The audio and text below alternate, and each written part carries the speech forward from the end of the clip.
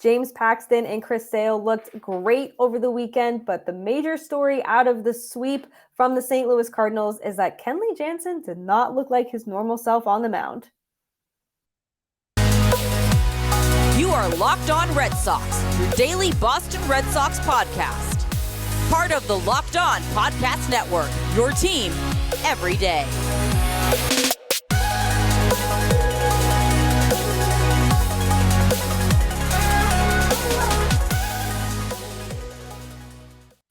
Happy Monday and welcome to the Locked On Red Sox podcast. Thank you for making Locked On Red Sox your first listen of every single day. I'm your host, NESN's Lauren Willand, and I wish I had better news for you this morning. I know that some Red Sox fans are celebrating Ryan Brazier getting designated for assignment, but it comes after the Red Sox were swept by the St. Louis Cardinals at Fenway Park. It was just a very ugly weekend for the Red Sox, and it looked like they were going to take 2 out of 3. They looked like they were going to win the first 2 games of this series.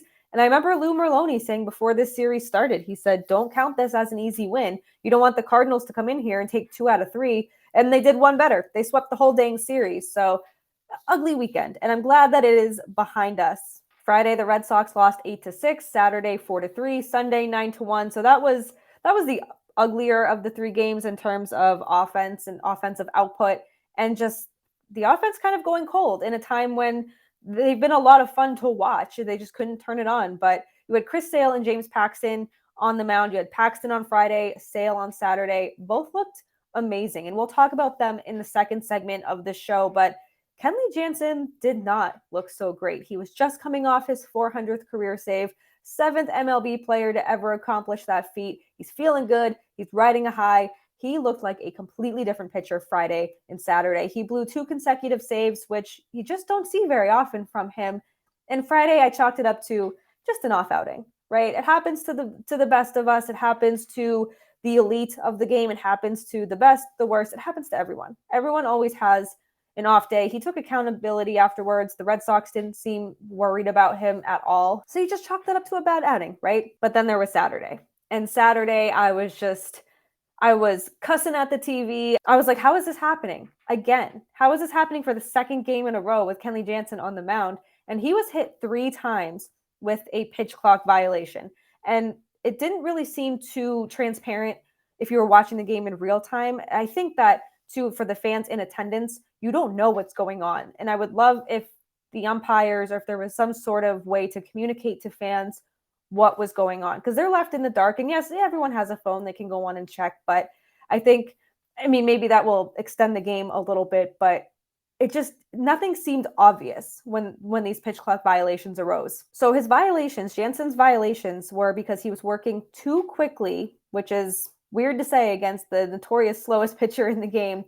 He was working too fast against Willson Contreras. So Jansen received a warning. He's like, hey, you're working too fast. And he's like, hey, got it. And then he was charged with 2 quick pitch violations. So those are automatic balls. The last violation, though, resulted in Contreras getting the walk. So he's just rewarded a walk after the violation.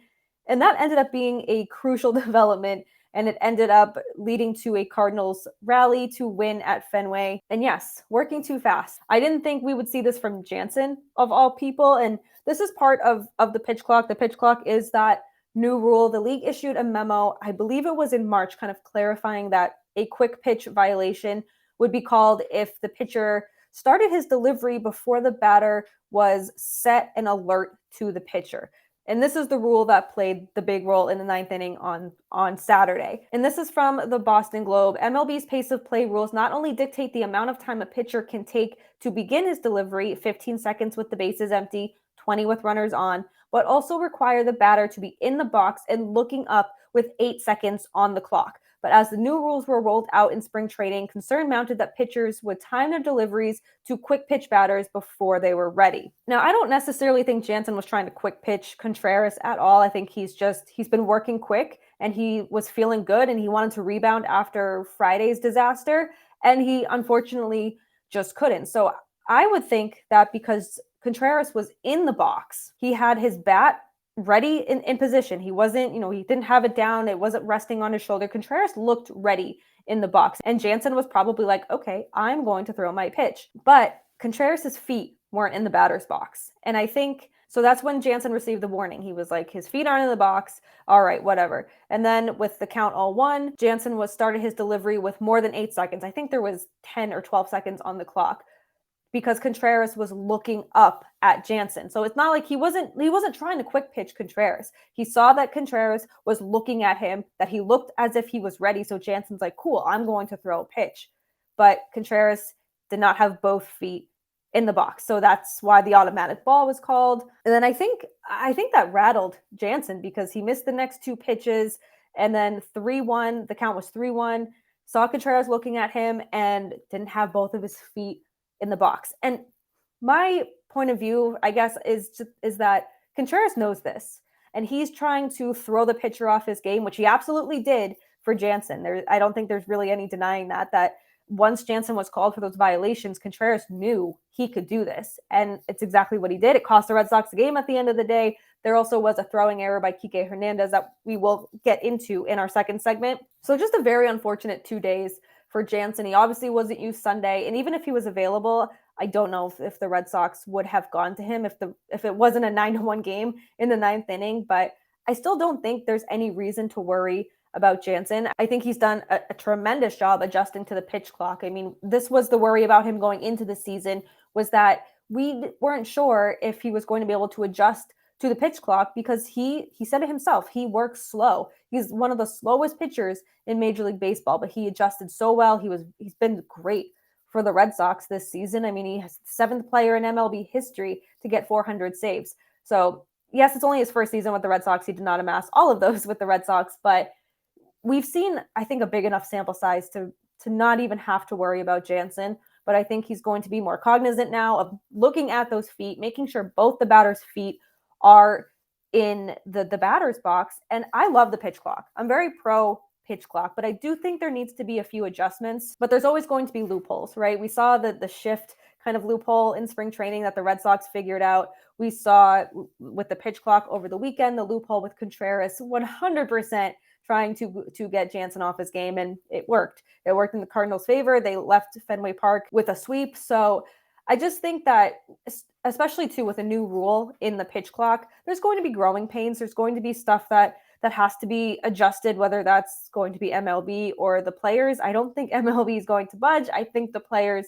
are just going to have to make their own adjustments. I mean, Jansen's not the only one who's been given pitch clock violations. They've happened a lot throughout MLB this season. So it's nothing to worry about. I think Jansen will go in, make those adjustments, and just be more aware of the batter's feet going forward, because it was just a crucial development in Saturday's game. But 2 pitchers who did shine for the Red Sox this weekend were James Paxton and Chris Sale. We're going to talk about both of them in our second segment of the Locked On Red Sox podcast, just after I tell you about eBay Motors, because for a championship team, it's all about making sure every player is the perfect fit. It's the same when it comes to your vehicle. Every part needs to fit just right. So the next time you need parts and accessories, head on over to eBay Motors. With eBay Guaranteed Fit, you can be sure that every part you need fits just right the first time around. You won't need to go back to your mechanic. You won't need to order a new part online. You will have the peace of mind that this part from eBay Motors will fit perfectly for your car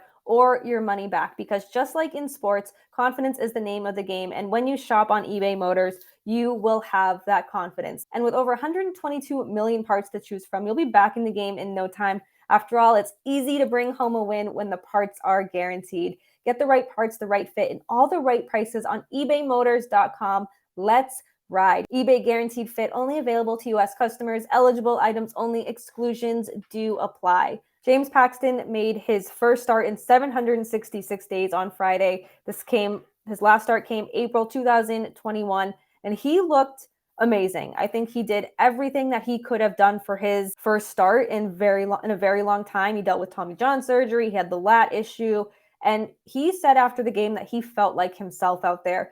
And I think that's incredibly important. And I don't think it's something, I know it's, that's what you want him to say, but I think that if he's feeling like his old self, he can 100% help this rotation and be a crucial part to it. So he pitched 5 innings. He gave up 4 hits. He struck out 9 and only allowed 1 walk, and he had 10 swings and misses, which according to the Boston Globe's Alex Spear, the 10 swings and misses that he elicited on 4-seamers were the most by any Sox starter in a game this season. So what a way to make an impact, and what a way to kind of make your presence known on the mound. And he could really help this rotation, and if he can stay consistent. And of course, that's the big if right now.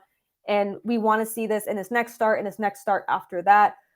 But if he does very well in his next 2, 3, 4 starts, who's the odd man out in this rotation? Could be Corey Kluber, could be Nick Pivetta. I think those are the top 2 candidates, especially after Kluber struggled once again on Sunday. But that is an episode for if and when the Red Sox make that decision. But if you watched Friday's game, I think you're happy with James Paxton's outing. I think you have to be. I think that he went out there and he really looked strong, and he looked like somebody who could be a crucial part to this rotation. Sure, you'd like to see him go more innings, but I think that will come as he continues to get stretched out. He hasn't pitched in 766 days in a big league game. That's a very, very long time to be away from Major League Baseball, from your job, from the mound, from your teammates.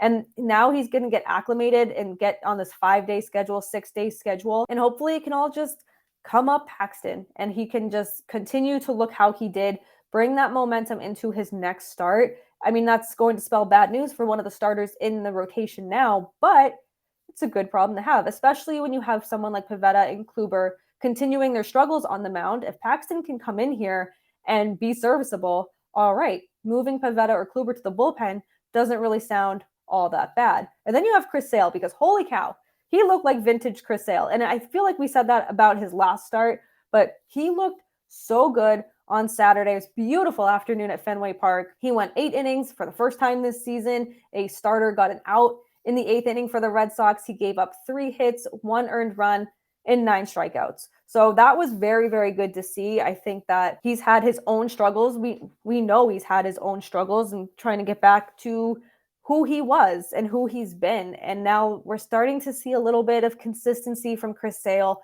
If this could be what he's going to bring this team for the rest of the season, they're going to be in good shape. The starting pitching, I think, has a lot of questions surrounding it right now, but you have Chris Sale looked good. James Paxton looked good. You have good pitchers in there. Brian Bale looked good last week. So you have 3 really good starters right there. You have Tanner Houck, you have Garrett Whitlock, you have Nick Pivetta and Corey Kluber. I feel like they're all going to be fighting for a rotation spot in the coming weeks, months, days, because this team is getting healthy. And we saw that Ryan Brazier finally was DFA'd by the Red Sox, and Joely Rodriguez will be activated off the injured list ahead of Monday's game against the Seattle Mariners. So they're making their moves. And I think that I did an emergency podcast on the Ryan Brazier DFA, but I think it was the move that they had to make. I think it was the right move to DFA Ryan Brazier. But I also think now this isn't the last move. They're going to have to make tougher decisions going forward as everyone starts to get healthy. And if Kluber and Pivetta can't figure it out, that's not going to be good news for them. But we've talked about Kenley Jansen and his struggles on the mound. But someone else who continues to struggle at their position is Kiké Hernández at shortstop. And he sat out of Sunday's game, and I think it was just to give him some rest. The Red Sox did acquire Pablo Reyes from the Oakland Athletics, minor league infielder, made his debut with the Red Sox over the weekend, and can play second, can play short. He can play the infield, and I think he spent a little bit of time in the outfield. But the Red Sox need a shortstop, not somebody who's had some experience, not someone who maybe they could try to move from this position to shortstop. They need a shortstop. And I mean, this is going to become another mix and match, plug and play, odd man out kind of situation. But during Saturday's game, so Hernandez tried to turn a 4-6-3 double play, and it didn't work. The ball off Alec Burleson's bat was a very slow ground ball, and Hernandez, for whatever reason, decided to throw it to first to try to get that double play. But his throw was very errant. It went past Tristan Casas. The runner on second scored, and it ended up being the go-ahead run. It looked unlikely that Hernandez would be able to even throw Burleson out, considering how long that ball took to get to Pablo Reyes. That ball was slow. It was taking its time. And who knows what would have happened if they executed the play properly. But it begs the question, who is your shortstop here? Because Kiké Hernández now has 10 errors at the position. It's not good. And he's an incredible athlete. You know, he's great in center field. He's great at second base. But shortstop, the Red Sox do not have a Major League Baseball shortstop. And this could have all been avoided several different times this offseason, not even just letting Xander Bogaerts walk, but there were other options to replace Bogaerts once he signed with the San Diego Padres. So it just becomes another question. And Trevor Story is progressing very well. He's hitting, he's throwing, but we still don't know when he's going to come back. We don't have a legitimate timeline or a solid timeline on when he's going to come back. And even then, there were questions about his arm and his velocity and being able to throw from shortstop to first base. He was really good at second last year, but this goes to show that the Red Sox never really filled the hole at shortstop that they desperately needed to the second Xander Bogaerts signed with the San Diego Padres. So how much longer do they stick with Kiké Hernández? And I think this is a valid question because he's costing runs and has to get into his mind and kind of mess up his mental game. But if you move him to center field, then what? Do you take Jarren Duran out of there? Because he's been really, really strong for the Red Sox. He's been great out in the outfield. He's been great at the plate. Do you sit Kiké for a few games? Do you kind of be like, hey, let's just get your mind right. Let's sit you for a few games, get your rest, get your head on straight, and we'll put you back. I don't know, where do you put him? So it's an unfortunate thing to see because I really do enjoy Kiké Hernández. I think he's a lot of fun. I think that I mentioned that he's a great athlete, and we saw that when he moved from second to center field. But moving from second to center field isn't the same as moving from second to shortstop. Shortstop's a difficult position, and the Red Sox decided not to go out and get a serviceable shortstop. And maybe that's because they knew Trevor Story would be coming back this year, but it's still, even if Trevor Story comes back later this month, maybe he does, maybe he doesn't. But if he doesn't come back till July, then you're missing half the season. And you could have signed any other shortstop on the market, but they decided not to. So what should have been a fun weekend was spoiled by ugly plays by the Red Sox, offense going cold, but now they have to regroup. They welcome the Mariners for a set at Fenway Park beginning Monday night. And this is their chance now to bounce back, to rebound, and just to get back in the win column. I'm assuming Kiké Hernández will be back in the lineup. And as this team continues to get healthier, Alex Cora is going to have decisions to make. He is already going to have to make decisions about his pitching staff. But when you're looking at someone who's struggling at short, like Kiké Hernández, is it going to be worth keeping him out there when he's committing errors, when he's just not fit for that position? And that's not a knock on him at all, because we know that he can play center field. We know that he can play second base. Why aren't you utilizing him where he's best fit? And maybe now there's a logjam in that outfield because Duran's playing well. Who's that odd man out there? I don't know. I think Alex Cora has some decisions to make. Hopefully he makes the right ones. What are those?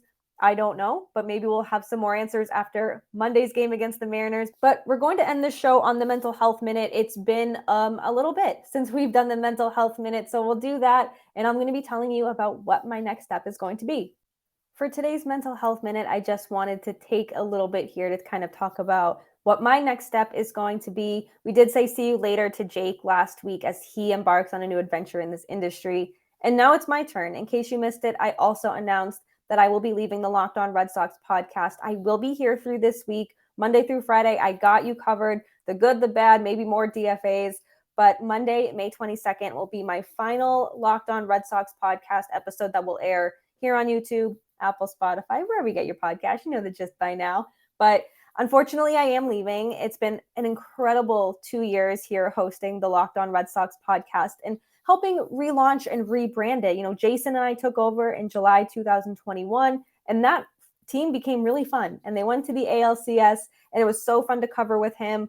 And then Jake came on after Jason left for a new endeavor, and we had to cover a very bad 2022 Red Sox team, but we did it. We still tried to find the positives with this team, or with that team. And we did the same with the 2023 team. There was an ugly offseason and some moves. I won't really call it ugly offseason, actually. You know what? That's not fair. It was a questionable offseason for the Red Sox, but it doesn't seem like it's come to bite them too hard, because even though they just got swept by the St. Louis Cardinals, I still think they're a much better team than a lot of people anticipated. But Jake and I had to go through the lockout. That he came on right before the lockout or right after the lockout, and we had to get through that. And every day, we still were coming up with content and people to talk to, guests to come on. And even through all the restrictions, you stuck with us. We stuck with it. And we've been able to get 1,000 subscribers on YouTube, which, holy smokes, thank you. I never imagined that could even be possible when we started launching this channel, but I am so unbelievably grateful. It's cliche, but it's been an honor and a privilege to cover this team through the ups, the downs, the good, the bad, and everything in between. You guys are so unbelievably loyal, and it's so fun to interact with you and to see what you have to say too, and kind of hear your opinions, and you make us think, like, oh yeah, like that could be a good point, or that person would make sense for the Red Sox. So it's been so much fun to go through the motions with you in the last 2 years. And if you saw on Twitter, if you follow me on Twitter at Lauren, then you might have seen that I did announce where I'm moving on to. If I also am leaving my position at NESN after just over 5 years, and I will be heading to Mass Live. So still plenty of sports coverage from me. You'll just need to go to Mass Live now, starting May 22nd. I'm going to be their Boston sports trending reporter. I'm going to be helping in their podcast and video content department as well, as that continues to grow. So it's a very exciting step for me. It's a new step. It's a new adventure. It's a new challenge. And as I was listening to the Stick to Wrestling podcast hosted by my good friend 98.5's Jimmy Stewart, they interviewed Shawn Michaels, and he was like the love of my life when I was 4 years old. I absolutely loved wrestling when I was a kid. And they interviewed him, and I tuned in, and he said, if you're standing still, you're getting passed by. And no, he wasn't talking about journalism or anything like that, but that really resonated with me. And I kind of felt like that maybe I have been standing still for a little while now, and I was ready for a new adventure, and I was ready for a new challenge. And that's what Mass Live is going to give me. I am so honored to have been part of NESN's coverage, World Series, NBA Finals, Super Bowl, Stanley Cup Final.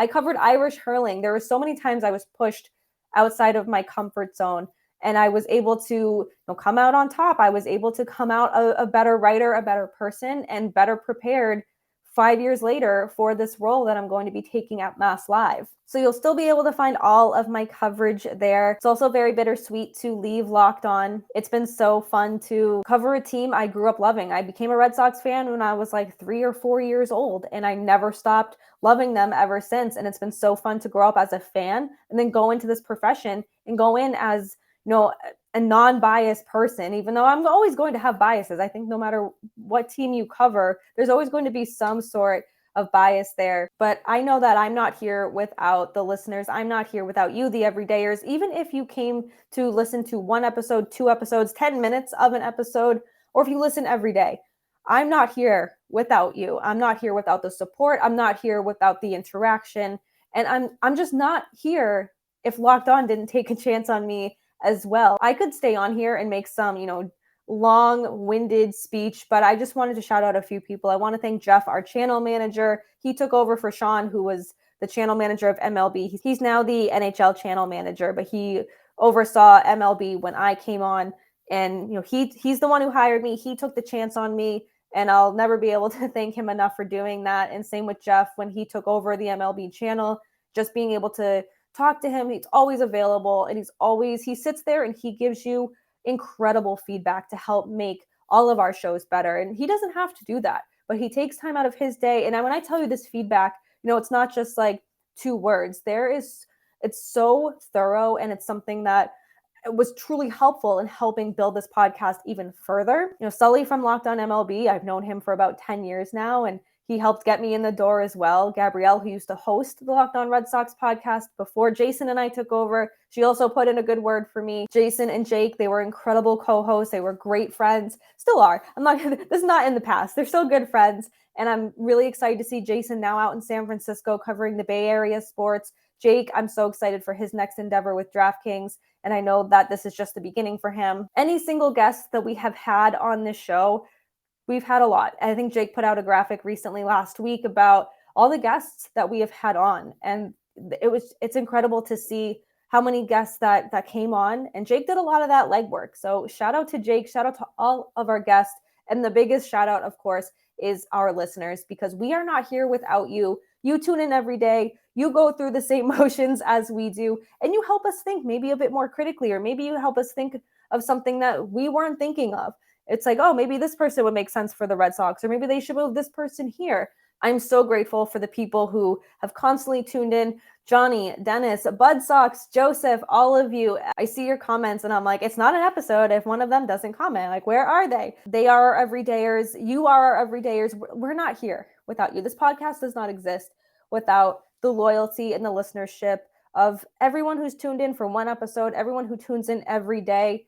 I'm so grateful. I think that's the best way to describe it, is that I'm so grateful. And to my time at NESN too, I cannot put into words how grateful I am that they took a chance on me. And I was just a blogger when they found me. So they did take a chance on me, and I feel like I made the most of my opportunity there. And I'm so unbelievably grateful. I'm just full of gratitude today. And I think that's a good thing to have on a Monday. But thank you. I am here all week. So this is not goodbye yet. It's not going to be goodbye next week either. Like Jake said, it's going to be see you later. Thank you for tuning in for today's episode of Locked On Red Sox. For the everydayers, tomorrow, let's hopefully talk about a win in a series against the Mariners. It begins Monday night.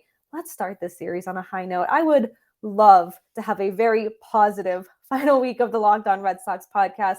Find us on YouTube, Apple, Spotify, wherever you get your podcast is where you can find us. Also chat with us on Twitter at LO_Red Sox. And then me, Lauren, 3 Laws, Lauren with 4 R's. Don't forget to check out all the other Locked On shows across the network. Locked On Astros, Locked On Mariners, Locked On Blue Jays. Everyone does such a great job bringing you baseball content Monday through Friday. We will see you tomorrow. We're crossing our fingers that this losing streak comes to an end and the Red Sox can get back on track. But until then, we'll end this show how we always do.